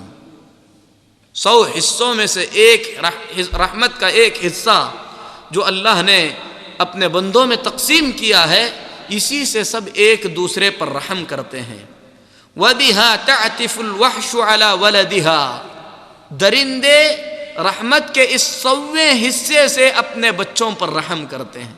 درندہ جس کی صفت چیرنا پھاڑنا کھانا ہے وہ بھی اپنے بندے پر رحم کرتا ہے، تو وہ رحمت کے 100ویں حصے میں سے ایک حصہ ہے. وَأَخَّرَ اللَّهُ 99 رَحْمَةً يَرْحَمُ بِهَا عِبَادَهُ يَوْمَ الْقِيَامَةِ. رحمت کے 99 حصے اللہ تبارک و تعالی نے اپنے پاس رکھے ہیں. ان 99 حصوں سے اللہ تبارک و تعالی قیامت کے دن اپنے بندوں پر اپنی مہربانیاں جو ہے عطا فرمائے گا. تو وہ دن جس دن کے بارے میں احادیث میں آیا کہ اللہ تبارک و تعالی اتنے غصے میں ہوگا کہ اتنا غصہ اللہ تبارک و تعالی اس سے پہلے بھی کبھی نہیں ہوا، بعد بھی کبھی نہیں ہوگا، اسی دن اللہ تبارک و تعالی مومنوں پر مہربان بھی ہوگا. جیسا کہ اللہ تبارک و تعالی کے بارے میں یہ بات رسول اللہ صلی اللہ علیہ وسلم کی حدیث میں گزری، اور حدیث صحیح ہے، بخاری اور مسلم کی حدیث ہے. اللہ تبارک و تعالیٰ کی رحمت کس پر نازل ہوتی ہے؟ ہم اللہ تعالیٰ کی رحمت مانگتے ضرور ہیں، لیکن میرے محترم بھائیو، ہماری زندگیوں کے اندر جو خلا ہے وہ یہی ہے کہ ہم اللہ سے مانگتے ہیں لیکن مانگنے کے ساتھ اس کے اسباب تلاش نہیں کرتے. اللہ نے قرآن میں واضح الفاظ میں کئی مقامات پر بیان فرمایا ہے ایسے کاموں کو جن کاموں کے کرنے سے آپ پر اللہ کی رحمت نازل ہو سکتی ہے. وہ کام کیا ہیں؟ سب سے پہلے اللہ تعالیٰ نے فرمایا وَرَحْمَتِي وَسِعَتْ كُلَّ شَيْءٍ، میری رحمت ہر چیز پر وسیع ہے، ہر چیز سے بڑی ہے. فَسَأَكْتُبُهَا لِلَّذِينَ يَتَّقُونَ وَيُؤْتُونَ الزَّكَاةَ وَالَّذِينَ هُمْ بِآيَاتِنَا يُؤْمِنُونَ. میں اپنی یہ رحمت اپنے ان بندوں کے مقدر میں لکھوں گا۔ رحمت کے امیدوار ہیں، رحمت چاہتے ہیں، یہ کام کرنے پڑیں گے۔ کن کے لیے اللہ رحمت لکھے گا؟ اللہ فرماتا ہے فَسَأَكْتُبُهَا لِلَّذِينَ يَتَّقُونَ، میں ان لوگوں کے لیے لکھوں گا یا ان لوگوں پر رحم کروں گا جو تقوی کی زندگی گزارتے ہیں۔ پہلی صفت ہے وَيُؤْتُونَ الزَّكَاةَ، زکوٰۃ ادا کرتے ہیں۔ وَالَّذِينَ هُمْ بِآيَاتِنَا يُؤْمِنُونَ، رحمت ان لوگوں پر نازل ہوگی جو اللہ تبارک و تعالیٰ کی آیتوں پر ایمان رکھتے ہیں۔ اسی طریقے سے اللہ نے فرمایا هَذَا كِتَابٌ أَنزَلْنَاهُ مُبَارَكٌ فَاتَّبِعُوهُ وَاتَّقُوهُ لَعَلَّكُمْ تُرْحَمُونَ، یہ کتاب بابرکت کتاب ہے جو ہم نے اتاری ہے، اس کتاب کے مطابق زندگی گزارو، اس کی اتباع کرو اور اس سے ڈرو، یعنی اللہ تبارک و تعالیٰ سے، اللہ کے جو احکام ہیں اس کے مطابق زندگی گزارو۔ لعلکم ترحمون، ایسا کرو گے تو تم پر رحم کیا جائے گا، اللہ کی رحمت نازل ہوگی۔ دونوں آیتوں میں اللہ تعالیٰ نے تقوی بیان فرمایا، کہا کہ جو متقی ہیں ان پر اللہ کی رحمت نازل ہوتی ہے، جو زکوٰۃ دیتے ہیں ان پر اللہ کی رحمت نازل ہوتی ہے، جو ایمان کی زندگی گزارتے ہیں ان پر رحمت نازل ہوتی ہے۔ اسی طریقے سے اللہ نے فرمایا ان رحمت اللہ قریب من المحسنین، جو احسان کرتے ہیں، اچھے کام کرتے ہیں، احسان کے درجے کو پہنچتے ہیں، کئی معنی ہیں اس میں، ان پر اللہ کی رحمت نازل ہوتی ہے۔ اسی طریقے سے اللہ فرماتا ہے وَأَقِيمُوا الصَّلَاةَ وَآتُوا الزَّكَاةَ وَأَطِيعُوا الرَّسُولَ لَعَلَّكُمْ تُرْحَمُونَ، نماز قائم کرو، زکوٰۃ ادا کرو، رسول کی اطاعت کرو، اگر ایسا کرو گے تو اللہ تبارک و تعالیٰ کی رحمت نازل ہوگی۔ یقیناً اللہ تعالیٰ کی رحمت بہت وسیع ہے۔ عمر بن خطاب رضی اللہ تعالیٰ عنہ فرماتے ہیں، بخاری اور مسلم کی حدیث ہے، نبی صلی اللہ علیہ وسلم کے پاس کچھ قیدی آئے، ان قیدیوں میں سے ایک عورت اپنا بچہ کھو چکی تھی، مارے پریشانی کے جو بھی بچہ سامنے آتا پکڑ کر اسے اپنے سینے سے لگاتی، اسے دودھ پلاتی، چھوڑ دیتی۔ نبی صلی اللہ علیہ وسلم نے اس عورت کا یہ حال دیکھا تو صحابہ سے پوچھا کہ کیا یہ عورت اپنے بچے کو آگ میں ڈال سکتی ہے، یعنی ایسا ممکن ہے؟ صحابہ نے کہا اے اللہ کے نبی صلی اللہ علیہ وسلم، اگر اسے مجبور نہ کیا جائے تو یہ ہرگز جو ہے اپنے بچے کو آگ میں نہیں ڈالے گی۔ نبی صلی اللہ علیہ وسلم نے صحابہ کی یہ بات سننے کے بعد فرمایا، نبی صلی اللہ علیہ وسلم کے جملے ہیں اللہ ارحم بعبادہ من ہذہ بولدہا، یہ عورت اپنے بچے پر جتنی مہربان ہو سکتی ہے، اللہ تبارک و تعالیٰ اپنے بندوں پر اس سے بھی زیادہ مہربان ہے۔ اس کے باوجود بھی اگر کسی کے حق میں جہنم کا فیصلہ کر دیا جائے تو وہ کتنا بدبخت ہو سکتا ہے۔ اللہ تبارک و تعالیٰ کی اس رحمت نے اگر اسے ڈھانپ نہیں لیا تو یقیناً وہ اس کی بدبختی کی انتہا ہے۔ اسی لیے میرے محترم بھائیو، اللہ تبارک و تعالیٰ کی رحمت کی دعا کرنا چاہیے۔ اللہ کی رحمت ایک عام رحمت ہے جس سے اللہ تعالیٰ سب پر رحم فرماتا ہے۔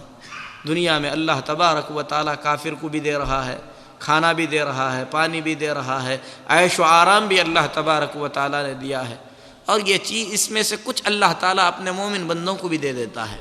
بلکہ آپ دنیاوی اعتبار سے دیکھیں تو اللہ تبارک و تعالیٰ عام طور پر اپنے مومن بندوں کو کم عطا فرماتا ہے۔ تاریخ پوری اٹھا کر دیکھیں، موسیٰ علیہ السلام کے زمانے میں قارون تھا جس کے پاس خزانے تھے، فرعون تھا جو کہتا تھا ہذہ الانہار تجری من تحتی، یہ نہریں میرے نیچے سے بہتی ہیں، اور موسیٰ علیہ السلام اور موسیٰ کا حال یہ تھا کہ وہ موسیٰ علیہ السلام کی ماں اپنے بچے کے بارے میں غمزدہ تھیں کہ کیا کریں، تابوت میں رکھ کر اللہ کے حکم سے جو ہے دریا میں ڈال دیا۔ اللہ تبارک و تعالیٰ نے اپنے دشمنوں کو اتنا کچھ عطا کیا، لیکن نبی جو سب سے معزز ہیں اس زمانے میں، اللہ تبارک و تعالیٰ نے انہیں خوف و ہراس کے ماحول میں رکھا۔ ابراہیم علیہ السلام کے زمانے میں نمرود تھا، بعض روایات کے مطابق پوری دنیا کی حکومت جن 4 لوگوں کو ملی ہے ان میں سے ایک نمرود ہے، اور وہیں پر ابراہیم علیہ السلام کا حال یہ تھا کہ کئی دن ابراہیم علیہ السلام کو فاقے کرنے ہوتے تھے۔ کفار مکہ میں سے بہت ساروں کو اللہ تعالیٰ نے بہت کچھ عطا کیا تھا، ولید بن مغیرہ، ابو جہل، بہت ساروں کو اللہ تعالیٰ نے بہت کچھ عطا کیا تھا، اور محمد الرسول اللہ صلی اللہ علیہ وسلم اور صحابہ کا یہ حال تھا کہ خوف و ہراس کی زندگی بسر کرتے تھے، کھانے کے لیے کھانا میسر نہیں ہوتا تھا، بلکہ نبی صلی اللہ علیہ وسلم فرماتے ہیں کہ کئی مہینے ایسے گزرے ہیں کہ ہمیں کھانے کے لیے کچھ بھی نہیں ملتا تھا سوائے ان چیزوں کے جو بلال اپنی بغلوں میں دبا کر لاتے تھے۔ تو اللہ تبارک و تعالی یہ دنیا جسے چاہتا ہے عطا کرتا ہے، لیکن جس کے ساتھ اللہ خیر کرنا چاہتا ہے، جس کے ساتھ اللہ بھلائی کا معاملہ کرنا چاہتا ہے، اس کے سلسلے میں نبی صلی اللہ علیہ وسلم فرماتے ہیں من یرید اللہ بہ خیرا یفقہہ فی الدین، اللہ جس کے ساتھ خیر کرنا چاہتا ہے، بھلائی کا معاملہ کرنا چاہتا ہے، اللہ اسے دین کی سمجھ عطا فرماتا ہے۔ اگر آپ غور کریں گے، سوچیں گے، تو کویت میں آ کر جو آپ کما رہے ہیں ان کو، اور یہ جو دینی مجلسیں آپ شرکت کر رہے ہیں، اگر اخلاص کے ساتھ آپ شرکت کریں، دونوں میں بہت فرق ہے۔ وہ مٹی بھی نہیں ہے اور یہ سونے سے بڑھ کر ہے۔ آدمی اس کی قدر کرے، اللہ کا شکر ادا کرے، کثرت سے اللہ سے دعا کرے کہ اللہ تبارک و تعالی دل کو جو ہے دوسری طرف پھیر نہ دے۔ اللہ تبارک و تعالی کے ناموں میں سے ایک نام الحی اور القیوم ہے۔ یہ جو دو نام ہیں، عام طور پر قرآن کریم میں اللہ کے کچھ نام الگ الگ بیان کیے جاتے ہیں، جیسے اللہ، رحمان کئی جگہ پر الگ آیا ہے، رب الگ آیا ہے۔ کچھ نام ایسے ہیں جو مل کر آتے ہیں، عام طور پر الحی القیوم، یہ دو نام عام طور پر مل کر آتے ہیں۔ اکثر اہل علم کا یہ خیال ہے کہ یہ اللہ تبارک و تعالیٰ کا اسم اعظم ہے، وہ اسم اعظم جس کے بارے میں نبی صلی اللہ علیہ وسلم نے فرمایا اللہ تعالیٰ کے اسم اعظم کے ذریعے جو شخص اللہ کو پکارے گا اللہ اس کی دعا کو ضرور قبول کرے گا۔ اور الحی اور القیوم، ان کا تذکرہ قرآن کریم میں کئی مقامات پر ہوا۔ آیت الکرسی کے ابتدا میں ہے اللہ لا الہ الا هو الحی القیوم۔ اسی طریقے سے اللہ نے فرمایا وعنت الوجوہ للحی القیوم۔ الحی کے معنی ہیں زندہ کے، زندہ، اور اللہ تعالیٰ کے لیے زندگی کی یہ جو صفت ہے یقیناً اللہ کی مخلوق سے مختلف صفت ہے، کیونکہ اللہ تبارک و تعالیٰ کے جیسی کوئی چیز نہیں ہے۔ اللہ کی ہر صفت اللہ کی شان کے لائق ہے۔ اللہ تعالیٰ زندہ ہے، تو زندگی کی یہ صفت کا مطلب یہ ہے کہ اللہ تبارک و تعالیٰ ہمیشہ سے ہے، ہمیشہ رہے گا۔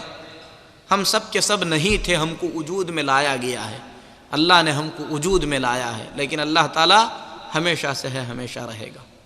ہم زندہ ہیں، ہماری زندگی کے اندر بہت سی کمیاں ہیں، ہم سوتے ہیں، اونگتے ہیں، جو کہ زندگی کے منافی ہے۔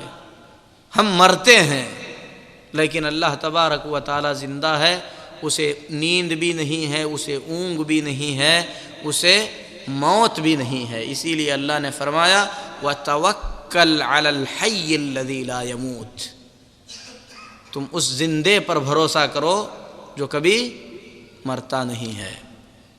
جو یہ کہتے ہیں کہ ولی مرتے نہیں ہیں، وہ اللہ تعالیٰ کی اس صفت میں اللہ کے ولیوں کو شریک کرتے ہیں۔ اور توحید کی قسموں میں سے ایک قسم ہے کہ اللہ تبارک و تعالیٰ کے ناموں اور صفتوں کو صرف اللہ کے لیے ثابت کیا جائے، غیر اللہ کے لیے ثابت نہ کیا جائے۔ جو یہ کہتا ہے کہ ولی مرتا نہیں ہے، اس سے یہ پوچھیں کہ اللہ تبارک و تعالیٰ کے زندہ رہنے میں اور ولی کے زندہ رہنے میں پھر فرق کیا ہے؟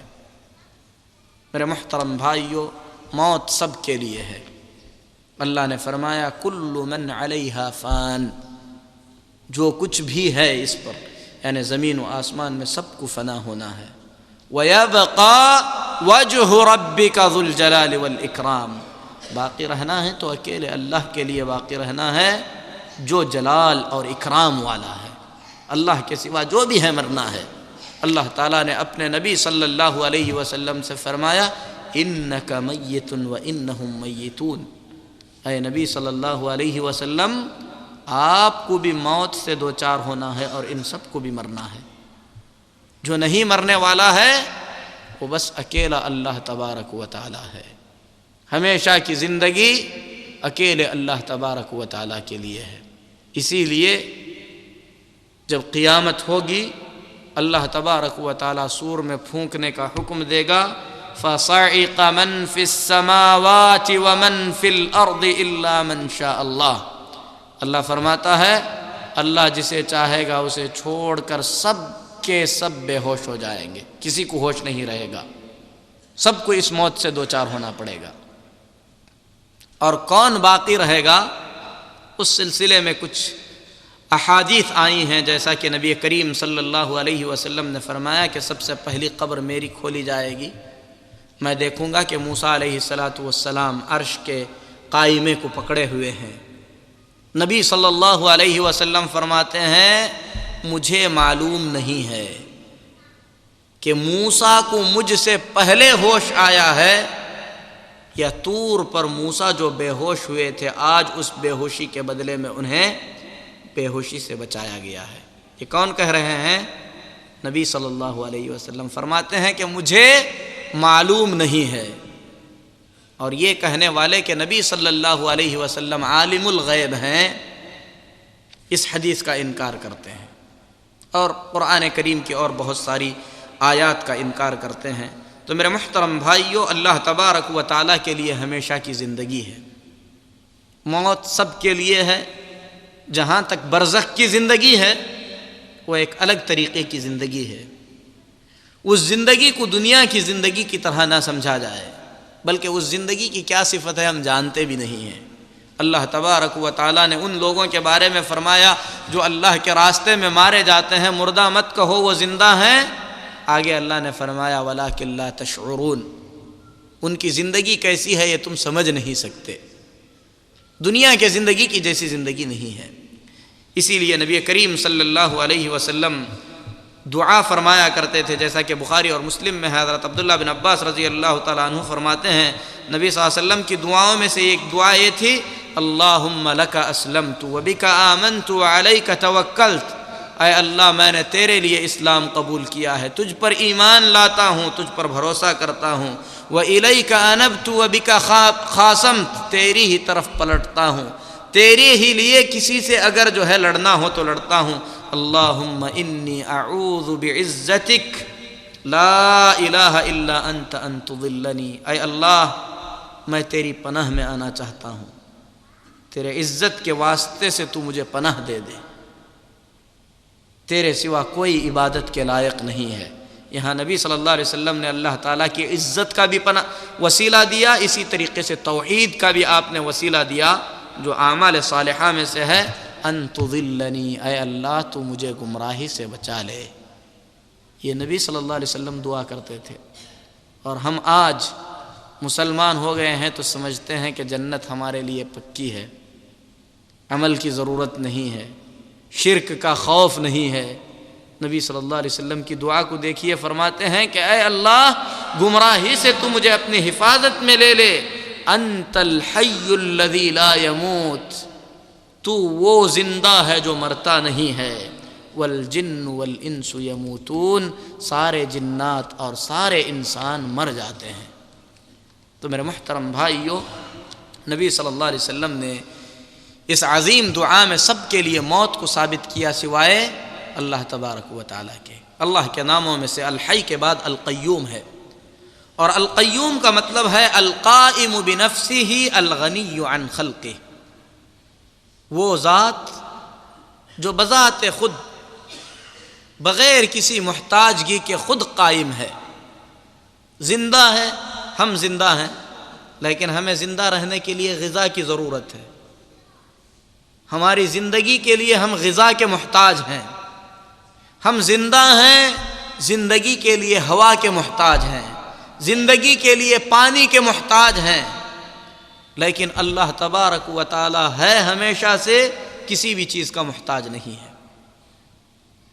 غنی ہے، ہر چیز سے بے نیاز ہے، کسی بھی چیز کی اسے کوئی حاجت نہیں ہے، اور اسی طریقے سے دنیا کی ہر چیز اسی سے قائم ہے، آسمان ہو، زمین ہو، عرش ہو، کرسی ہو، مخلوق ہو، انبیاء ہوں، فرشتے ہوں، جن ہوں، شیطان ہوں، درخت، ہر چیز اللہ تبارک و تعالی سے قائم ہے۔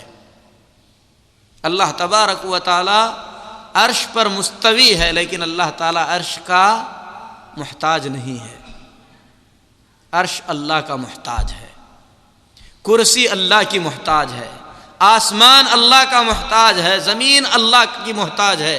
اسی لیے اللہ تبارک و تعالی فرماتا ہے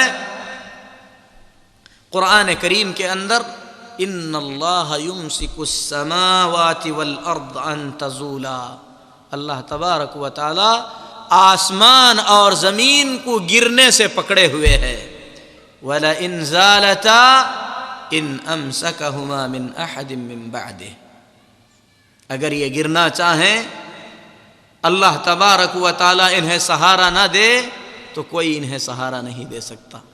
تو آسمان و زمین کس سے قائم ہے؟ اللہ سے قائم ہے، عرش و کرسی اللہ سے قائم ہے، ہر نیک اور ہر برا اللہ سے قائم ہے، لیکن اللہ تبارک و تعالی کسی کا محتاج نہیں ہے۔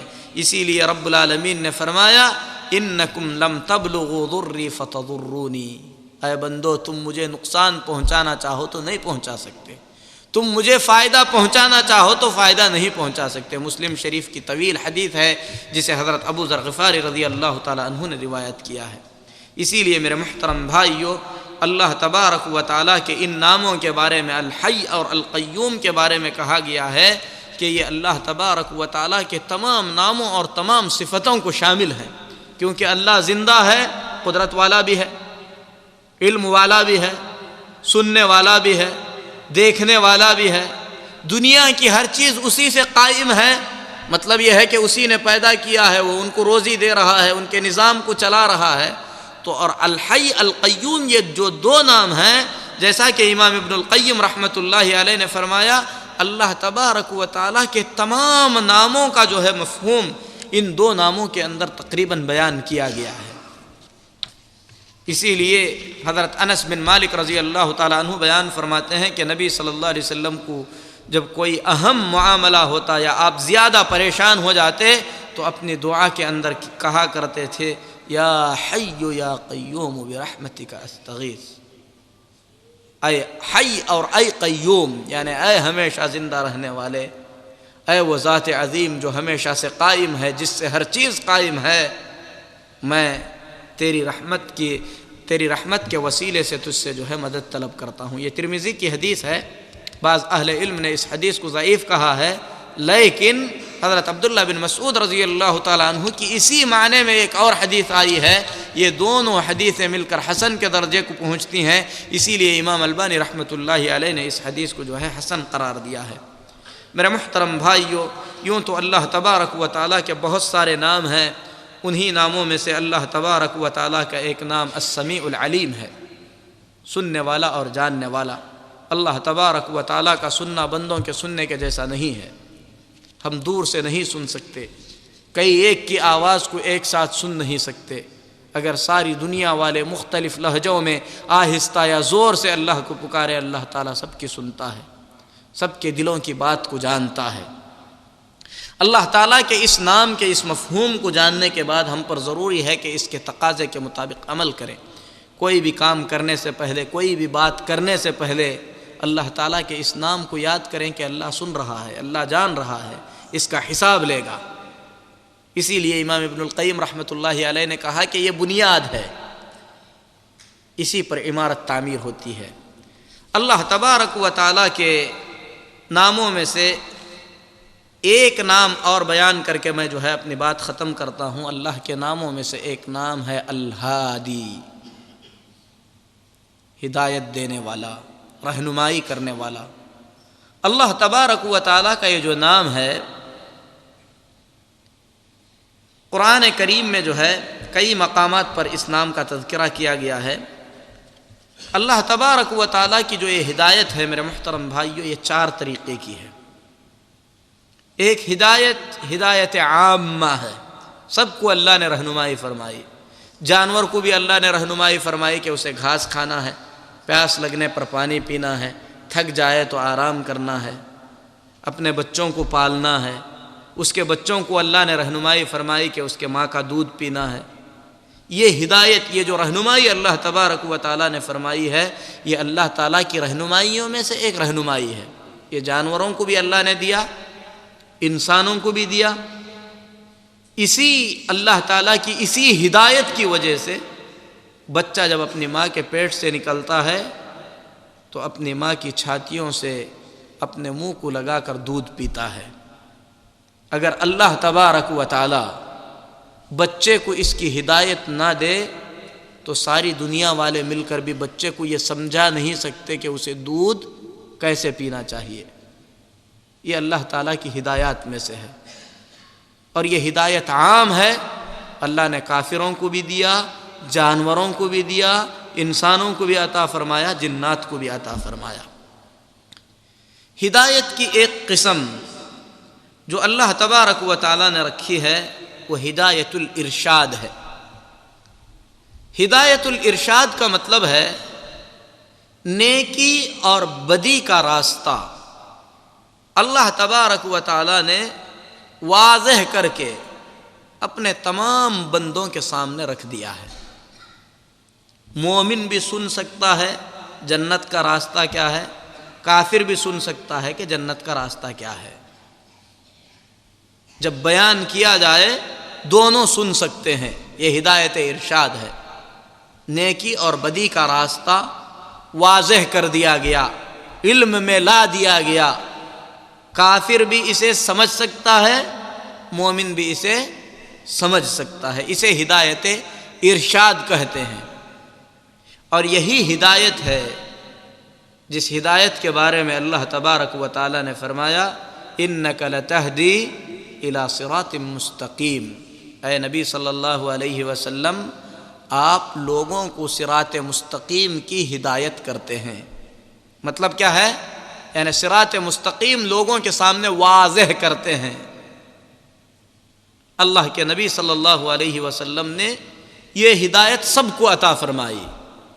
ایک داعی، ایک مبلغ، ایک دین جاننے والا اس طریقے کی رہنمائی کسی کو بھی کر سکتا ہے، ممکن ہے کہ اس کے سامنے راستے کو واضح کر دے۔ تو ایک ہدایت عامہ تھی جس کا دین سے تعلق نہیں ہے۔ ہدایت توفیق، اس کا دین سے تعلق ہے، مومن اور کافر سب کو ہو سکتی ہے۔ راستہ دکھانا، راستہ سمجھانا، یہ اللہ تبارک و تعالیٰ نے نبی کو بتلایا، نبی صلی اللہ علیہ وسلم نے امت کو بتلایا، امتیوں میں سے بہت سارے دوسری امتیوں کو جو ہے بتا سکتے ہیں۔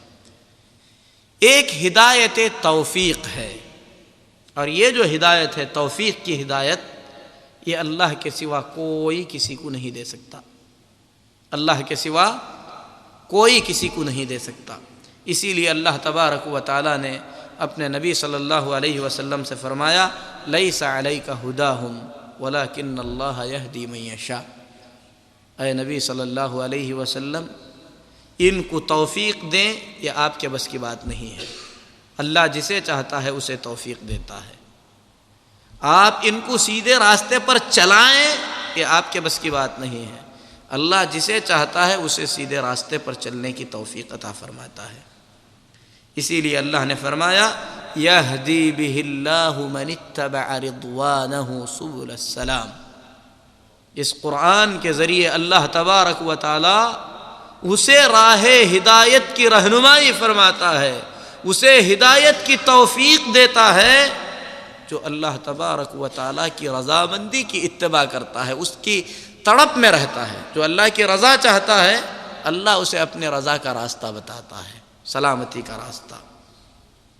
اور اسی ہدایت کے بنیاد پر چوتھی ہدایت ہوگی، جو اللہ تبارک و تعالیٰ کے بتائے ہوئے اس ہدایت کے مطابق توفیق پائیں گے انہیں جنت کی ہدایت کی جائے گی۔ جو گمراہ ہوں گے انہیں جہنم کی رہنمائی کی جائے گی، جہنم کا راستہ دکھایا جائے گا۔ اس کا ذکر کرتے ہوئے اللہ تبارک و تعالیٰ نے فرمایا، جب جنتی جنت میں جائیں گے کہیں گے الحمدللہ الذی ہدانا لہذا وما کننا لنہتدی لولا ان ہدانا اللہ۔ اللہ کی تعریف ہے، اللہ کی حمد ہے جس نے ہمیں اس کی رہنمائی کی، جنت کی رہنمائی کی۔ اگر اللہ رہنمائی نہ کرتا تو کبھی ہم ہدایت نہیں پا سکتے۔ اور کافروں کے بارے میں اللہ نے فرمایا احشروا الذین ظلموا وازواجہم وما كانوا یعبدون، ظالموں کو، ان کی بیویوں کو اور جن کی یہ عبادت کرتے تھے سب کو اٹھاؤ، من دون اللہ، اللہ کے سوا، فاہدوہم الی صراط الجحیم، انہیں جہنم کے راستے کی رہنمائی کر دو۔ تو یہ 4 ہدایتیں ہیں۔ انسان اپنی زندگی کے اندر ہدایت کا بہت ہی زیادہ جو ہے حاجت مند ہے۔ اسی لیے اللہ تبارک و تعالیٰ نے ہمیں جو دعا سکھائی ہے سورہ فاتحہ کے اندر، اس میں رزق نہیں مانگا گیا ہے، اس میں دنیا نہیں مانگنا سکھایا گیا ہے، بلکہ سکھایا گیا ہے اہدنا الصراط المستقیم، اے اللہ تو ہم کو وہ راستہ دکھا اور اس پر چلنے کی توفیق عطا فرما جو سیدھا ہے۔ صراط الذین انعمت علیہم، ان لوگوں کا راستہ جن پر تو نے انعام کیا ہے، غیر المغضوب علیہم ولا الضالین، ان کا راستہ نہیں جن پر تو غصہ ہوا اور راستے سے بھٹک گئے۔ تو یہ سب سے بڑی حاجت، سب سے بڑی ضرورت ہے، اسی لیے ہر نماز کی ہر رکعت میں ہم کو یہ چیز جو ہے اللہ تعالیٰ سے مانگنی ہے۔ میرے محترم بھائیو، اللہ تعالیٰ کے ناموں کے سلسلے میں کچھ غلط باتیں جو ہیں، مختصر طور پر 5 منٹ میں باتیں بیان کرنا چاہتا ہوں۔ اللہ کے ایک نام میں سے ایک نام میں نے بتایا الحی ہے، کسی کو ہمیشہ کی زندگی دینا اللہ کے اس نام میں کسی کو شریک کرنے کے برابر ہے۔ اسی طریقے سے اللہ کے ناموں میں سے ایک نام رزاق، روزی عطا کرنے والا، روزی دینے والا۔ دنیا میں کسی کو داتا کہنا، داتا یعنی روزی دینے والا، یہ اللہ کے اس نام میں کسی کو شریک کرنے کے برابر ہے، اور یہ اللہ کے ناموں میں الحاد ہے جس سے اللہ نے منع فرمایا ہے۔ اللہ تعالیٰ کی صفات میں سے علام الغیوب، غیب کو جاننے والا ہے، یہ اللہ کی صفت ہے، صرف اللہ کا حق ہے۔ یہ کہنا کہ نبی غیب جانتے ہیں، فلاں غیب جانتے ہیں، یہ اللہ تبارک و تعالیٰ کی اس صفت میں کسی اور کو شریک کرنا ہے۔ اسی طریقے سے اللہ تعالیٰ کے ناموں میں سے ایک نام النافع الضار، نفع دینے والا، نقصان پہنچانے والا، یہ اللہ کی صفت میں سے ہے۔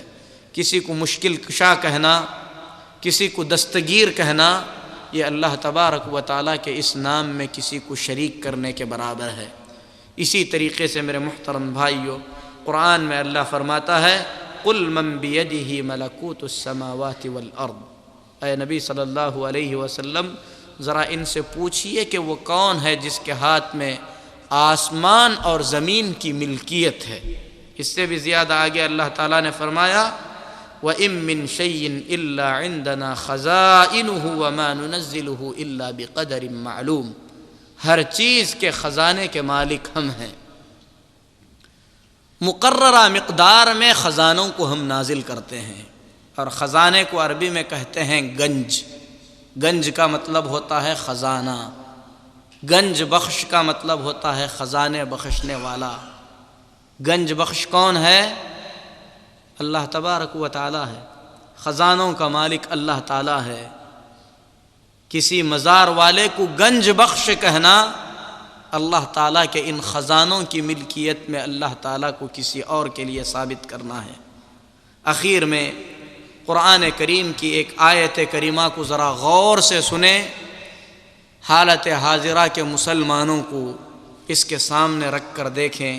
اللہ تعالیٰ فرماتا ہے قل من بیدہ ملکوت السماوات والارض، اے نبی صلی اللہ علیہ وسلم آپ کہہ دیجئے وہ کون ہے جس کے لیے آسمان اور زمین کی بادشاہت ہے۔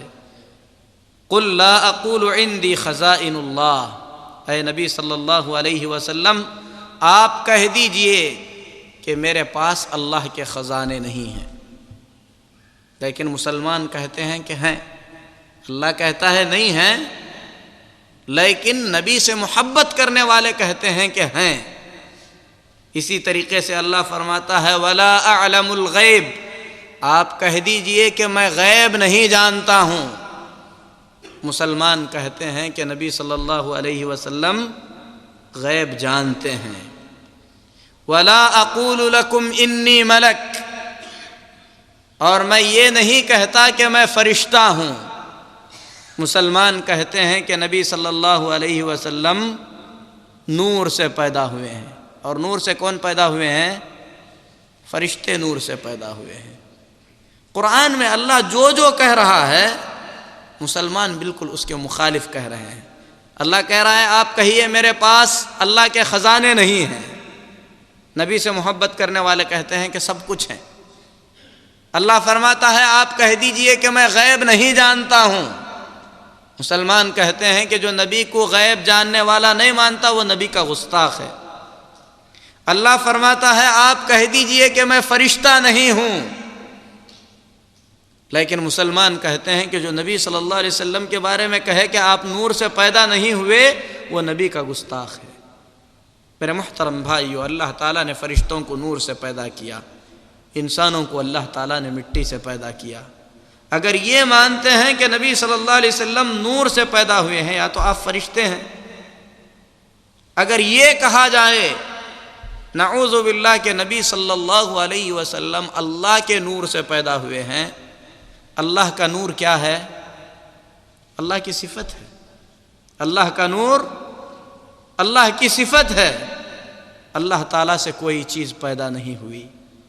جب نصارہ نے کہا کہ اللہ تبارک و تعالیٰ کا بیٹا ہے تو اللہ تبارک و تعالیٰ نے کہا کہ وہ کافر ہو گئے۔